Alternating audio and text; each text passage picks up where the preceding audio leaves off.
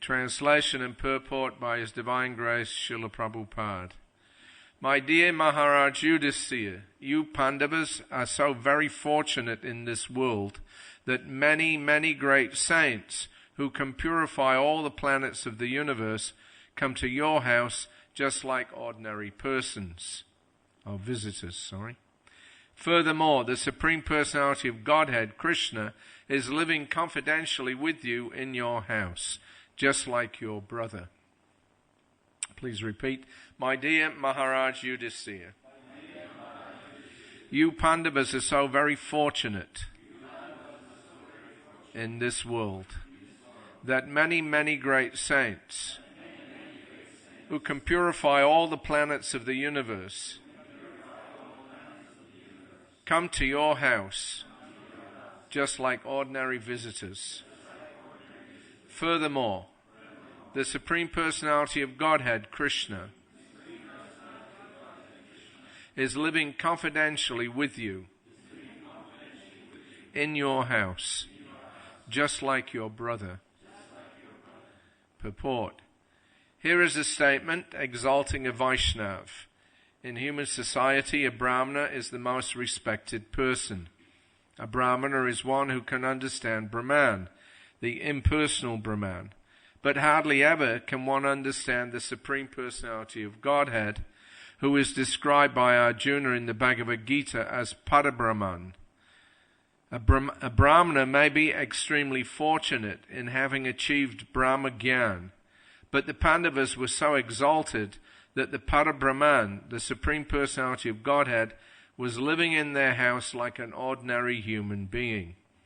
The word Buddhibhaga indicates that the Pandavas were in a still higher position than brahmacharis and brahmanas. In the following verses, Narada Muni repeatedly glorifies the position of the Pandavas.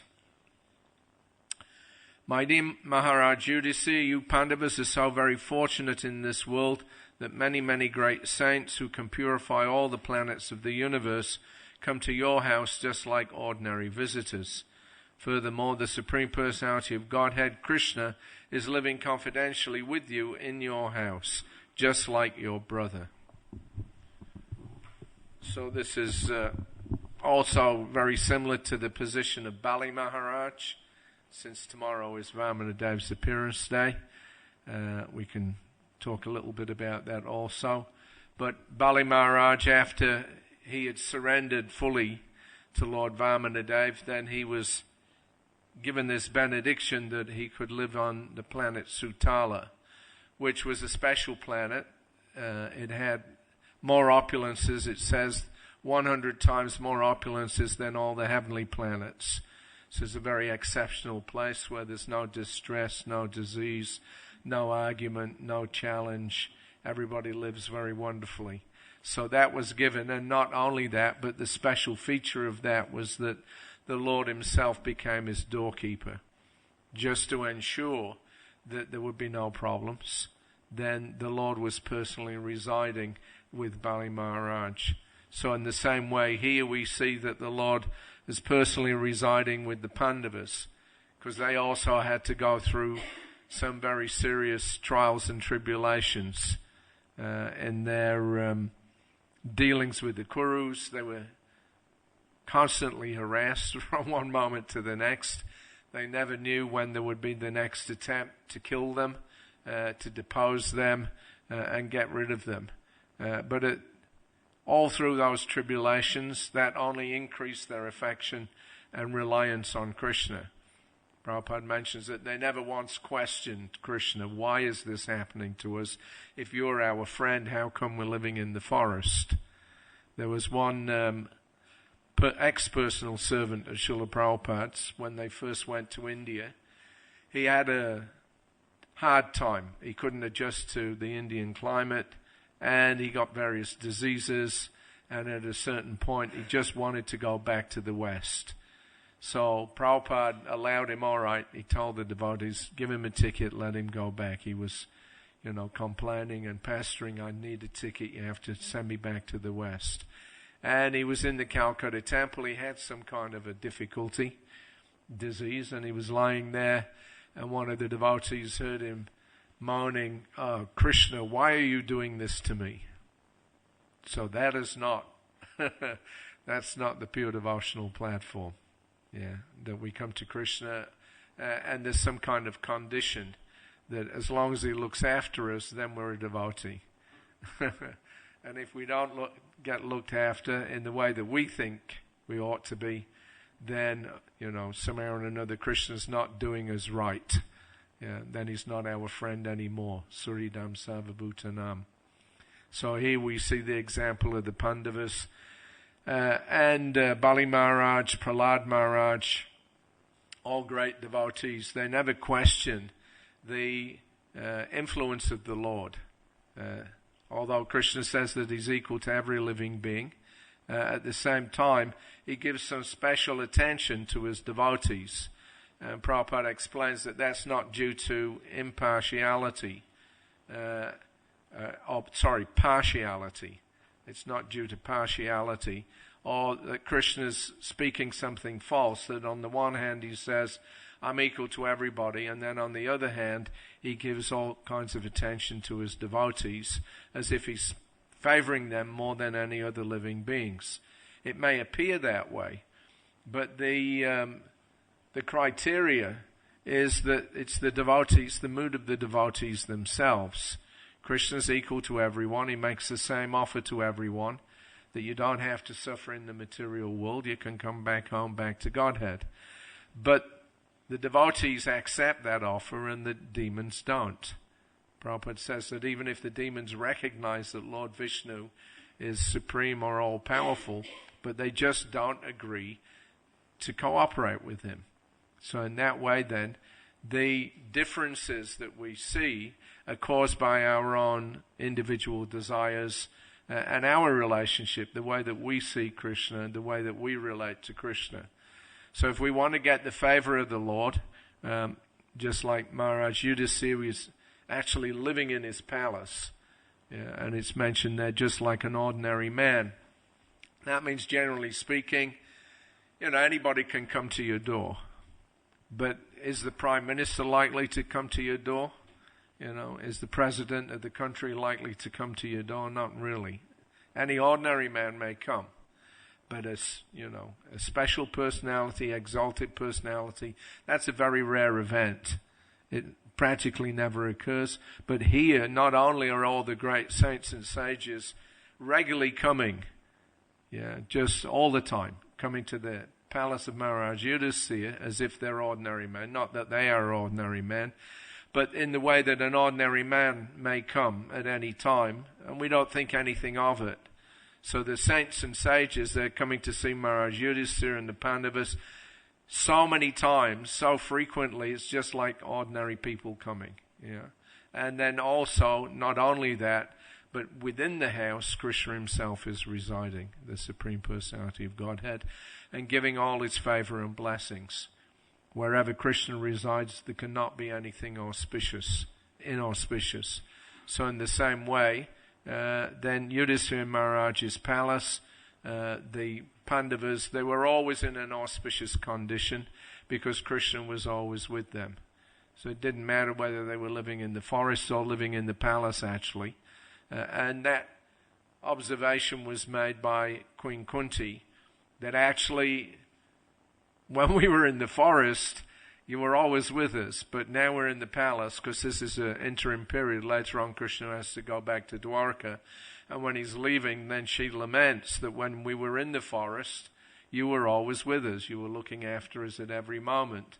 Now that we're nicely situated, you're going. So better we go back to the forest and you stay with us than live in this big empty palace without you. So that's the mood of a devotee. They're always fully dependent on Krishna at every moment, and they accept everything as Krishna's blessing and mercy. Not that they question, why is this happening to me? How come if you're my friend, you're not doing more? Or you're not relieving me of my problems and anxieties?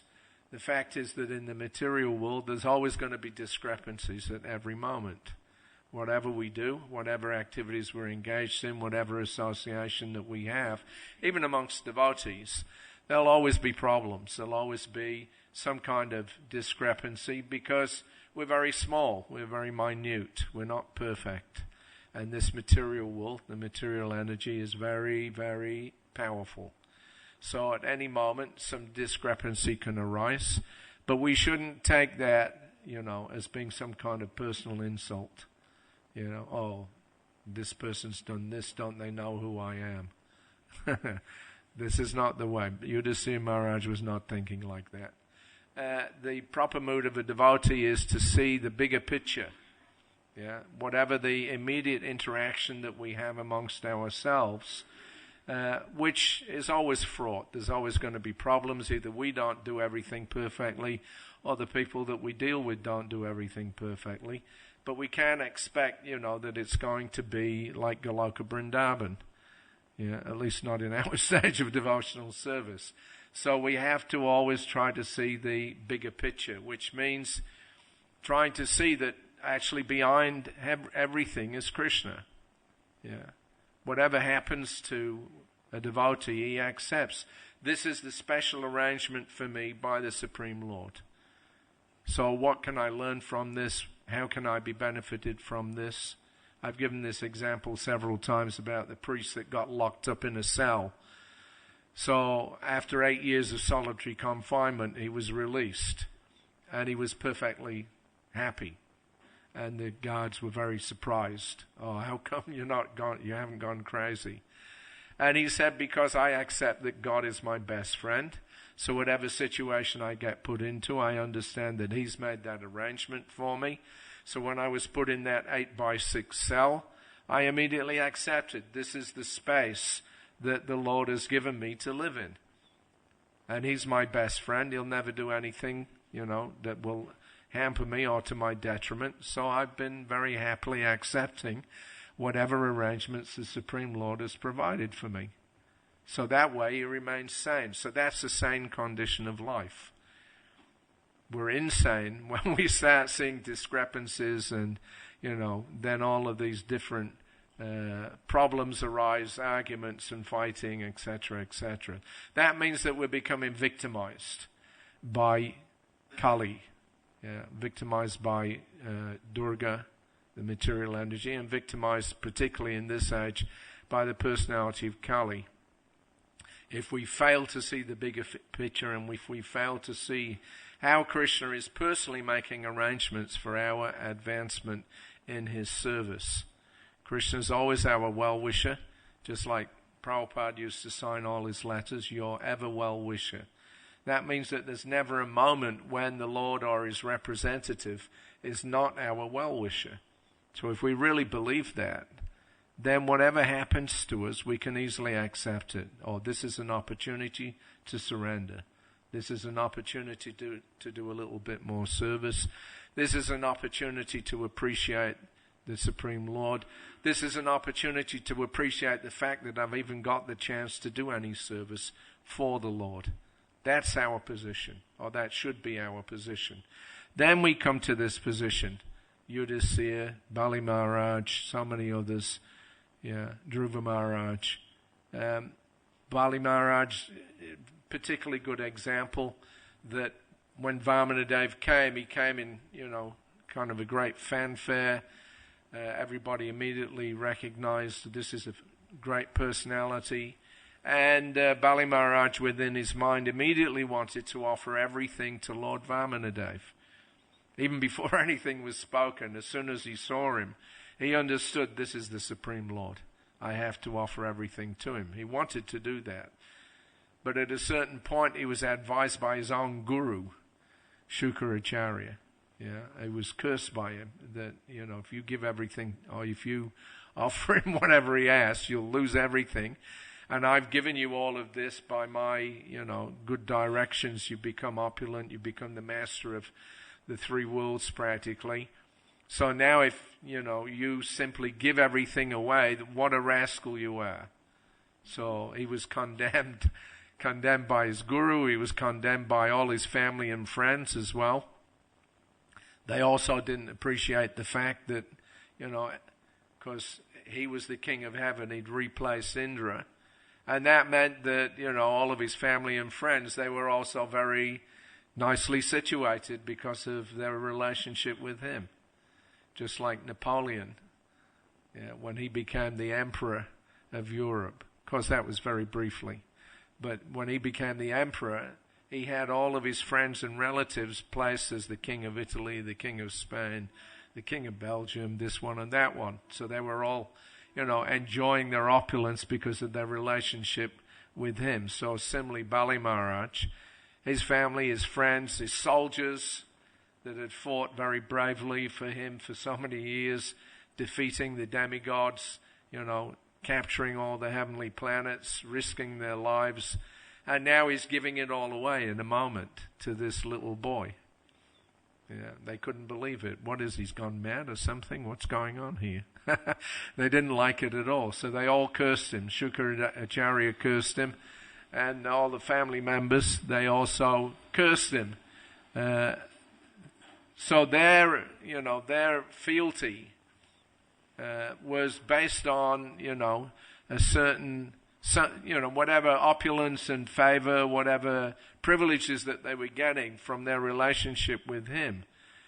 So in exchange, they were happy, to be his friend, to be his relative, to be his well-wisher, etc.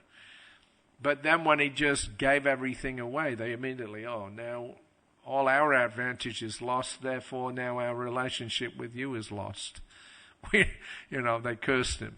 So that's not, a proper relationship. The proper relationship is demonstrated actually by Bali Maharaj, that after Vamanadev gave away everything, after he gave everything away to Vamanadev, and he still had that third step, with the first step, he took everything on the lower planets. On the second step, he took everything on the higher planets. So there was nothing left. But instead of, being bewildered, why are you taking everything away from me? You only asked for 3 small steps of land. You're a little guy. I thought you were just going to take 3 little short steps. And now you're taking everything that I've got. So instead of becoming disturbed by that, then he said, well, okay, but, whatever you want to do, you can do. I accept that. You're Vishnu. But still, I feel bad, not because you've taken everything off me, but because I made a promise and I haven't yet fulfilled it. I said that you could have 3 steps, whatever you can cover in 3 steps. In 2 steps, you've taken everything that I've got. So that means that I'm at fault now because I told a lie. So rather than be a liar, then I'll give you the last thing that I have, which is my head. Now you step on my head, and then you'll get your 3 steps, and I'll be still known as a truthful person. So that was more important to him. He didn't, condemn Lord Vishnu or Vamanadev for taking everything off him. But rather, he was thinking now, what else can I give? Yeah. So this is the proper mood for doing devotional service. That whatever service that we're doing, because it's very insignificant compared to, what's going on other planets. Whatever little bit that we can do in our daily activities, Krishna, how much service is he receiving in the spiritual world? Is in the Chintamani Dham. Everything, comes according to his wish. And there's hundreds of thousands of Lakshmis, goddesses of fortune. They're serving him hand and foot at every moment. So what little bit of service that we can give compared to that? It's nothing. Yeah. So we shouldn't get puffed up and think that, I'm doing so much and I'm such an important devotee. I ought to be given this recognition or that. No. We should be very humble and realize that by comparison we're doing actually nothing. And that it's just Krishna's favor on us that we're allowed to serve him, for a few moments. That's all in this body. That's a special privilege that's been given to us. And if we're humble, then we can appreciate that and we can happily execute our devotional service. But if we're not very humble and then we start to think that, in exchange for our service we should be given so much special facility, this, that, and the other, then very quickly we'll run into trouble. Actually, what Krishna wants is us.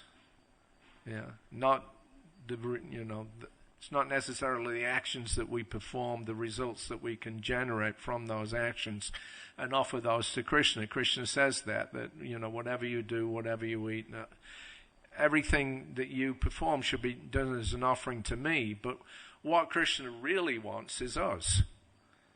It's like Bali Maharaj.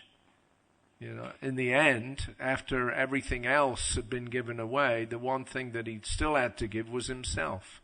And when he gave himself, then at that point, then Krishna really reciprocated by putting him in this very exalted position. He became a Mahajan.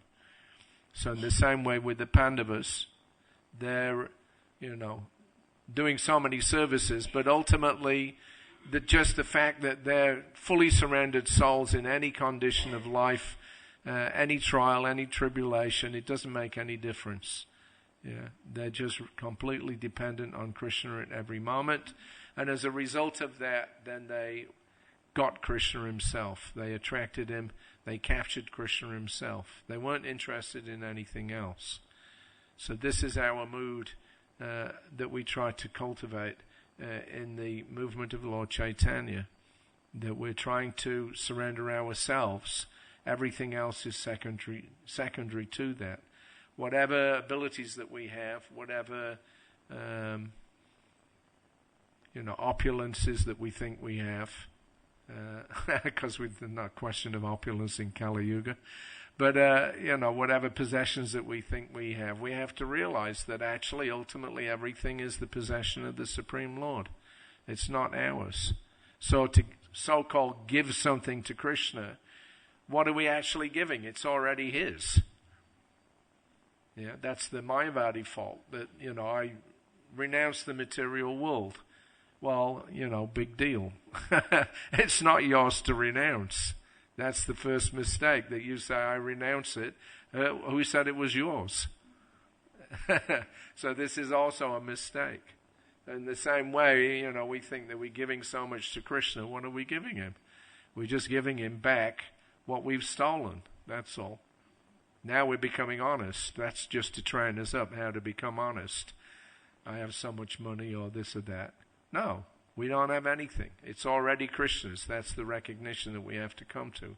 So what is there that we can give? The only thing that we can actually give is ourselves. We can just surrender at his lotus feet, bow our heads, and ask him to step right on there, and then, tell us what you'd like us to do. This is pure devotional service. So Bali Maharaj, a very good example of a pure devotee, that although he had, seemingly so much, and because of his association, of course, he was classified as one of the demons, actually, just like Prahlad Maharaj, who was his grandfather. He always referred to himself as a demon because he was born in that kind of a family. So we're also in a similar situation. None of us are from exalted Brahmana families, as Prabhupada's mentioning here, the Brahmanas. We're not from those kinds of families. Most of us are from, families of Malechas and Yavanas and worse than that. So there's nothing that we can do that will be impressive. There's nothing that we can give that will be impressive, except if we give ourselves. That's the point. We have that much choice. Otherwise, everything that we have, we're going to have to give it away anyway. So that's not really important, the external things. We're going to give those away anyway to the force of time. At the time when we have to leave this body, who's going to hang on to anything? So it was never really ours. That's the proof. You have to go on and leave it all behind. But what we can give is me. I can go before Krishna and I can say, my dear Lord, from today I am yours. That, Lord Ram says that when a devotee says that from today I am yours, then I never leave that person's side.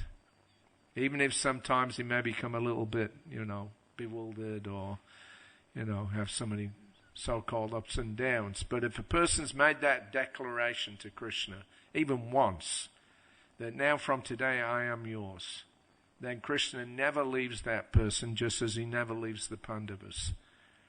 Yeah. He's always with them, and then he's always thinking now how to bring them to that point where they can fulfill, that desire of always being his eternal servant. So we're given this opportunity. This is a special privilege, and especially in this age of Kali, because, in the Pandavas' time, Krishna was personally there. Arjuna had Krishna driving his chariot. We're not going to expect that. But Prabhupada explains that the Lord is within the heart, so he is actually with us all the time. Just as he's present there within the palace of Maharaj Yudhisthira, Krishna is present within the heart of every living being. So there's not a question of us being separate from Krishna, at least not by Krishna's desire. The separation occurs by our own desire when we fail to recognize him.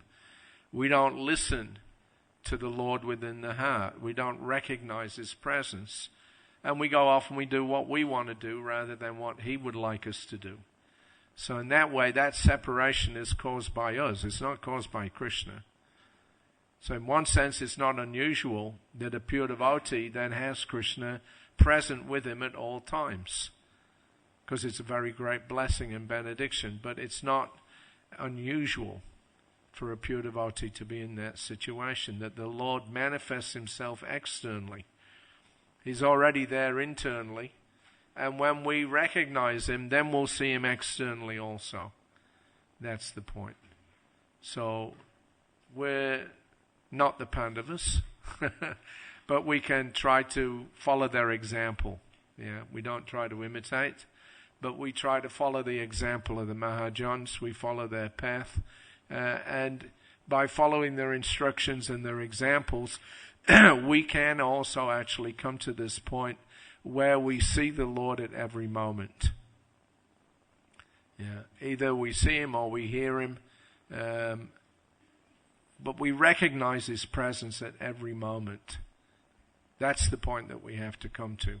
And then when we're on that platform, then we have no difficulty.